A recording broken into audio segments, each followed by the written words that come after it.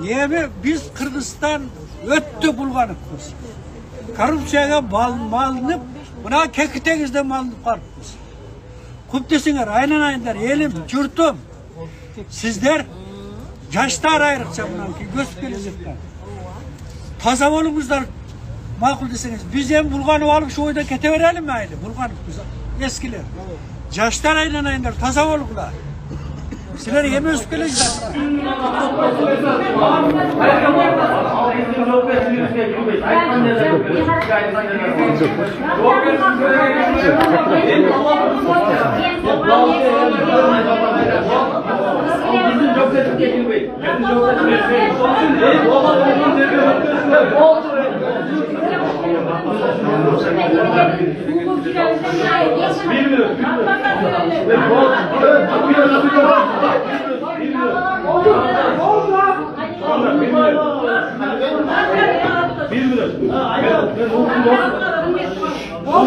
Улуктун досу болом. Азыр улукка баягы мындайча айтканда фактилердин моюна эч нерсе кое албайт. Азыр могу жерде провокация кылсак, ошол нерсенин моюна илиши мүмкүн. Ошону айтып отурмун. Туугандар келип отуруп мынча болот дейт. Чапташып. Туугандар бул жерде башка залы жок экен, чоңчу. Анан бул байкелер, формачан байкелер билесиздер, айткан эчтейт. Тияктан ушундай кылып коюп берген, ошонун ичинде эчтейт. Аларда деле күнөө жок, өзүчө. Ошон үчүн сабырдуулук менен сот жүрүп атканда дагы бар. Өзүбүздүн сабырдуулук менен мыйзамдан чыкпай, колдон келишинче. Могу араңарда дагы могу бир-эки адамды акырын кошуп коюш мүмкүн провокация кылганганчы. Ошолдун жагы окушубуз керек. Акылдуулук менен да, сабырдуулук акылдуулук керек. Тууганда. О, жок. Улуттун кылып аткан иши керек болсо бийликке жагып туруп анан ичинде тоной берсе боло берет экен. Ага ким укук берди? Официалдуу түрдө тосуп алышат дагы. Ал коридорго эмне үчүн жаткызыптыр? Анын да сырларын айтып берди. Ичинде келиндер бизге байланышып атты. Эмне үчүн десе ал жерде киши көп келсе ошончолук буларга пул экен. Киши канча көп жатса мекемеде алар үчүн жем экен да. Байкуштар карабай коет экен. Ал кыйналып анан күйөөсүнө чалганда мен кыйналып атам десе карабай атат булар десе анан келет экен да күйөөсү карап койчу дейт. Анан ушуну ачык түрдө айтып берди байкуш эл. Ачык түрдө айтып берип атат. Алар өздөрү азыр эми ички иштер министрлигине ошол жерде арыз алдырганбыз. Ошол тергөөчүгө. Үстүндө укугу бузулуп аткан жарандардан бизди киргизбей койду. Сен киргизип бере албадың. Эмне сен арыз алып кеттиңиз, мына жакта жарандын укугун коргоп бериңиз деп арыз жазганбыз. Эми ага баа беребиз деп атышат. Күтүп туралы сөзсүз түрдө баа берилиш керек. Бул бардык медицина мекемелерине сабак. Бүгүн тыюу сала турган мекеме эмес ал жер. Акылы бар, билими бар. Адам кантип төрөтүп аткан жерге кирип кетсин. Эч ким кирбейт ал жерге. Же операция болуп аткан операционный блокко кирип кетсин. Кирбейт эч ким. Биз ал жерде коридор. Ал жалпы пайдалануучу жер коридор. Анан биз палатадан сурап атам бар. Урматтуу жабырлануучулар, апалар, эжелер, карындаштарым, бизге киргенге уруксат бересиңерби деп эшик такылдап сурап атат. Уруксат биз кийинип алдык. Мейлиңиз тарта бериңиз келип дегенде анан биз кирип тартып атабыз жана келинди. Анан бул жерде мыйзам буза турган эч бир жагдай жок эле да. Мен таң калдым. Кайра мындай уурусу күчтүү болсо ээсинде ого жагат деген момент болду. Анан мага азыр айтып атышат ал главврач менен министрдин ичине байланышы бар.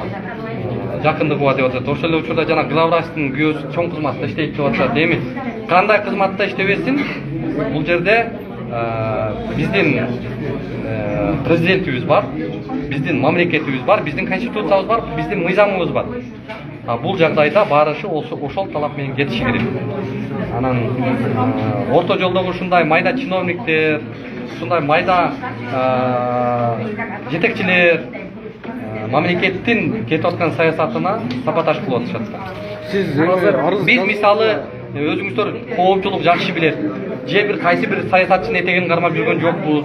Же бир кайсы чиновниктин артынан жүргөн жокпуз. Биз кайсы бир саясий группировкада жокпуз. Биз чыныгы мына эл жон терисиндеги кыйналып аткан акыбалды гана коомчулукка көрсөтүп атабыз. Коомдук мейкиндикке чыгаруу менен коргоо органдары реакция кылып атат ошого. Бул жакшы да. Ошон үчүн мен ойлойм бул жерде эми мен азыр сот адилеттүүлүгү деп атабыз, сот адилеттүү чечим чыгарат деген ойдобуз. Сот адилеттүү чечим чыгарса сөзсүз түрдө бул боюнча уктук баа берилишине биз мындай бир терең көңүл буруп турабыз. Бул жагдайда чыныгы кылмышкерлер жоопко тартылат. Азыр милициялардын тараткан маалыматында эки дарыгердин ден соолугуна зыян келген, ал экспертизага кетти деп атат да. Ушуга дагы жооп берип койсоңуз, алар ден соолугуна зыян келтирдиңиздер беле да. Тескерисинче ушул моментте айтып атышат. Дарыгерлерге кол салган эмесмин, аларга денесине залака келтирген эмесмин. Кадрда так даны көрсөтүп турат бизде. Мени белимден кармап келип, жыгытууну каалап, мага мындай күч колдонуп баштаганда мен андан чыгып аракетин көрдүм. Биринчиси. Экинчиси, тескерисинче алар келип камерага чаап, биздин операторго кол салып атат. Бул агрессия. Бул аларды мындай бир бандитчилик деп айтсам, дарыгердин врачебный этика деген бар.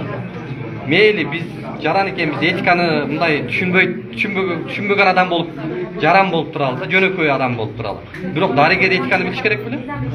Келип камерага кол салбаш керек беле? Бир эмес 3 жолу биздин камераны жерге талкалап атат. Жерге үзгүлдүккө учурап тартылбай калып атат ал моментте.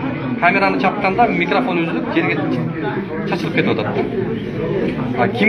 Ким кол көтөрдү, кимге ким күч колдонду, даана кадрда турат. Бирок коргонгондор эми биз көрсөтүп белгилеп бергенбиз, баа берет деген ойдо.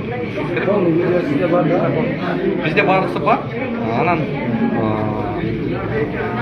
ушул эми менимче башка медициналык мекемелерге сабак. Мен ойлойм, ар бир жаран бүгүн өзүнүн жарандык укугун, мыйзамды өзүнүн медициналык кызмат көрүү акысын көрүшү керек. Мамлекет чойгон акчаны берип атат.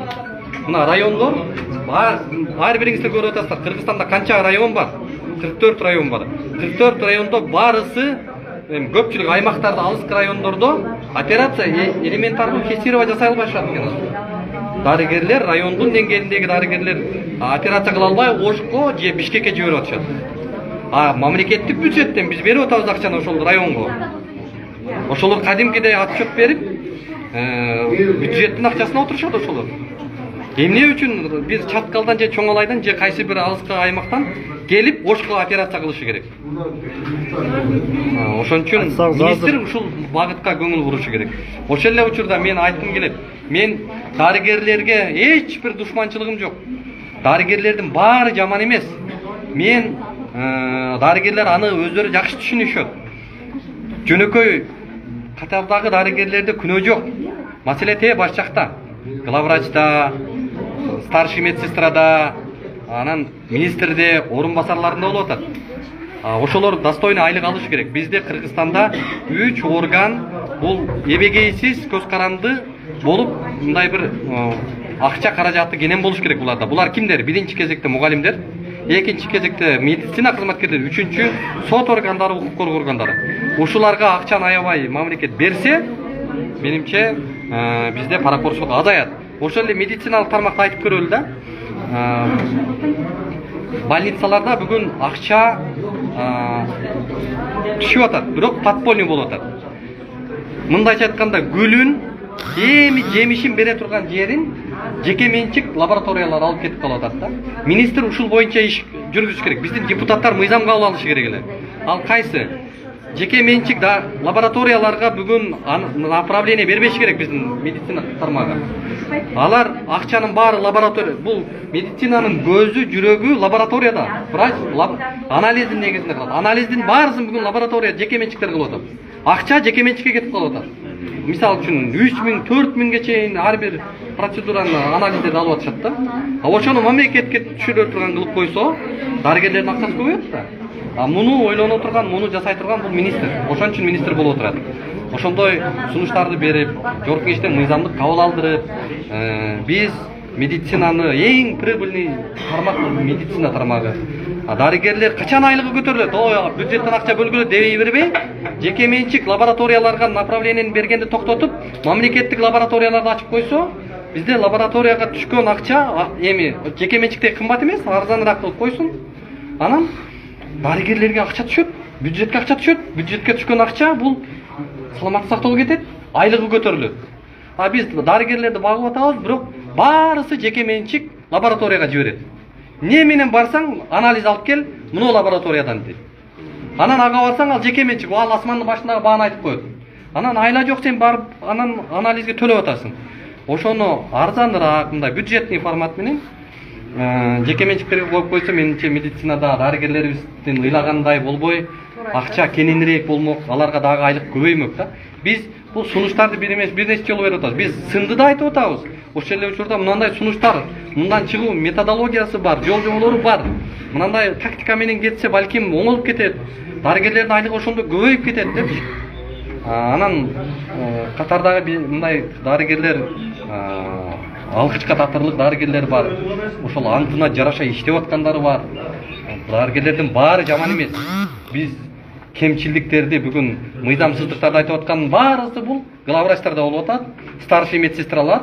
Ошолор мафия болуп түшүп алган бүгүн. Медицинаны ошолор мафия кылып алган. Анан алар тиги лаборатория менен жибергенинче алып анан доля алып турат. Отметка кылып турат алар. Анын каражаты бүгүн мындай бир подполье болуп атат. Ошону мыйзамдаштырып туруп, мамлекеттин бюджетине направить этип койсо, бизде медицина акча көп түшмөк, дарыгерлерибиз кыйналбай, достойный эртеңки жашоосун ойлонбой, ошол төрөтүп койгон келиндин күйөөсүн чөнтөгүн карабай, жакшы мындай бир сизге бир суроо. Сиз ушул кезге чейин көп жолу баягы коррупционерлерди тарттыңыз да, баягы видео доказательство боюнча врачтарды, медсестраларды. Ошолордун бирөөсүнө реакция болдубу? Ооба. Мен эме муну мындай бетке кармап деле айткым келбейт, бирок биз көтөргөн жагдайлардын баарынан коомчулукта өзгөрүү болуп атат. Өтө көп болбосо дагы өзгөрүү бар. Мурдагыдай бет сырып чыгып мынанча бересиң деп содалаша албай калышты. Алса дагы аябай аккуратно алып калышты. Мындай эмне үчүн деп сотко көтөргөн кишилерден эмне үчүн деп талап кылып мындай кичине паракорчулукту биз коомчулук менен чогуу кичине тыйып атабыз. Ага, дагы бир суроо. Азыр Ички иштер министрлиги сиз боюнча дагы бир ишти сотко өткөрүп бердик деп маалымат таркатып атышат да. Ушул боюнча да комментарий берсеңиз. Бул ошол мен жаңылбасам Бишкек шаарында ошол саламаттык сактоо министринен интервью алганы барганбыз. Анын ошол парковка жагында запасной эшиги бар да. Эми мамлекеттик мекеме бул саламаттыкты сактоо министрлигинин запасной эшигинен кирип кеттиң, ошон үчүн сен мыйзам буздуң деп атышат. Кайсы жерде көрсөтүлгөн кайсы жерде көрсөтүлгөн саламаттыкты сактоо министрлигинин мекемеси бул мамлекеттик мүлк болуп эсептелет. Бул стратегический объект болот. Ал стратегический объектке бардык жаран киргенге укуктуу. Ошол эле учурда министрдин айдоочулары запасной эшиктен кириш керек. Жөнөкөй жаран запасной эшиктен киргенге тыюу салынат деген мыйзам барбы бизде? Жок. Же карапайым бечара адамдар, жөнөкөй адамдар бул жактагы эшиктен кирсин, а министрликтин өкүлдөрү бул эшиктен кирсин деген тыюу барбы? Жок. Биз ал жерде айттык, анда мыйзам бузсак көрсөтүп бергиле, кайсы мыйзамды бузсак. Бул жерде мен айтып атам, урматтуу көрөрмандар, урматтуу карапайым эл, калк. Биз ар бир көрсөтүү чыгып атканда, ар бир нерсени жасап атканда, ийне жибине чейин мыйзамдуу юридикалык жагына баа берип, анан барабыз. Эгер бизге мыйзам тыюу салса, биз кайтабыз жолдон. Жанагындай мыйзамдан түшүнүгү жок, жөнөкөй эле барып урду сокту болуп кире бербейбиз. Барган жерибизде мыйзам тыюу салбаса кылабыз. Мыйзам тыюу салса токтотобуз. Ошон үчүн ал жерде дагы бизде эч кандай кылмыштуу аракетибиз жок.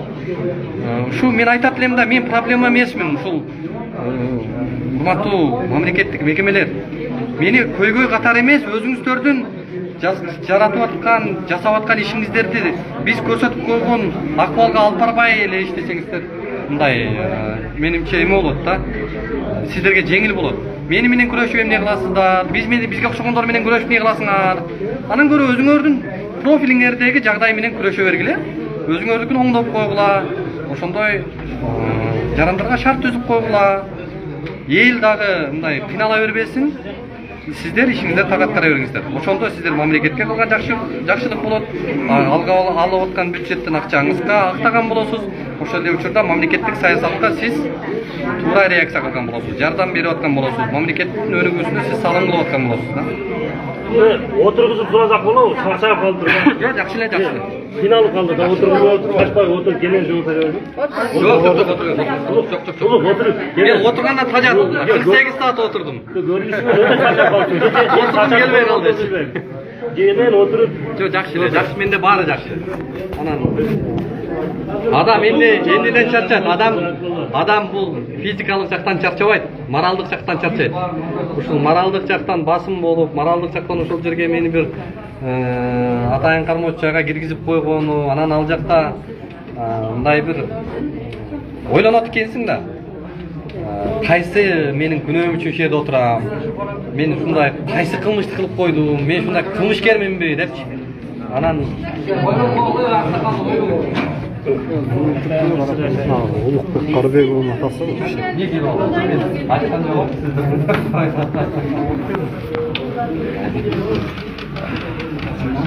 Жакшы болот. Асан Aynen abi. Vardır mı? үйлөрүндө эң каршы чыккан бул ата-эне болот экен да.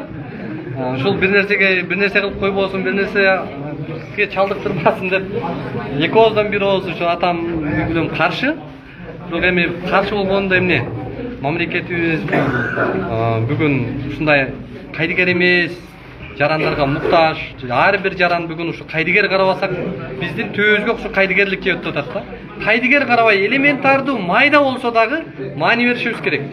Мен мисалы үчүн ошол мекемеге кирбейсиң деп койсом, мен макул кирбейм деп кетип калсам, анан качан ал тармакта система оңолот? Эч качан ал жакта оңолуу болбойт. Кечирип койгула, мени тыйсаңар, көрсөтүп бергиле мыйзамды. Мен окуюнда кечирип койгула, мен билбей келип алыптырмын. Силерден кечирим сурайм деп мен кетип калмакмын. 6 саат сурадым, көрсөтө алышкан жок бир приказды. Себеби билем мен, ал приказды дагы билем, мыйзамды да билем. Ал жерде эч тыюу салбайт. Ал жер ачык мекеме. Анан аны өзүнчө тосуп алып, жарандар кирбеш керек десе, жарандардын көпчүлүгү кирбей жүрө берет да. Урматтуу достор, соттун чечимин күтүп атабыз. Ошондон кийин буйруса эми менимче. Улукбек мырза, айтсаңыз, жана сиздин үстүңүздөн жаба жабып жазган адамдар, врачтар койдон эмне дей аласыз? Кечээ беттештирүү болду айрымдары менен. Бирок ошол жерде сурообузга жооп бере албай, үзгүлтүккө учурады. Анткени уят болуп атат да, бул жала адамды уят кылат.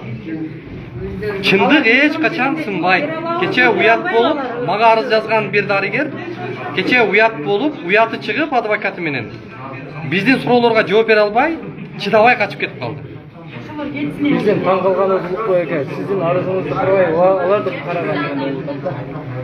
Эми буюрса, мен ойлойм, сот системасы бизде адилеттүү бааны берет. Сот системасында реформалар болуп атат. Мен күтүп атам, азыр эми туура эле кадамдар болуш керек. Кылмышкер катары мени камабаса керек деп ойлойм. Негизи эле Кыргызстанда ар бир жарандын мындай эркин ой жүгүртүп, эркин пикирин, эркин ишмердүүлүгүнө тоскоолдук болбош керек. Мыйзам орноп турган мамлекетте гана түбөлүктүүлүк болот. Баарыбыз ушу мыйзам деп атабыз, анан мыйзамды талап кылып атабыз, анан ошондо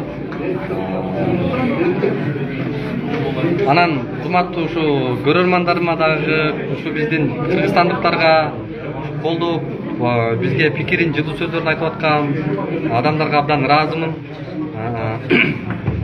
Мындай биз четинен сүйүнөт экенсиң да. Ушундай менде азыр душман абдан көп. Бизге тишин кайраган эбегейсиз адамдар бар. Анан ошолордун астына, ошолордун азуусуна мени салып берип койбой, ошолордун мындай бир акаратына мени таштап койбой, ушул кыргызстандыктар кабатыр болуп атканына мен абдан ыраазымын да. Анан эми буйруса ушул биз мисалы жеке кызыкчылык үчүн же бир кайсы бир адамдын мындай бир заказы менен иштегенде, анда биз мындай жагдайга бармак эмеспиз. Биз принципиалдуу түрдө ушу жөнөкөй адамдардын укук кызыкчылыктары үчүн күрөшүп жүргөндүгүбүздү эл билет экен.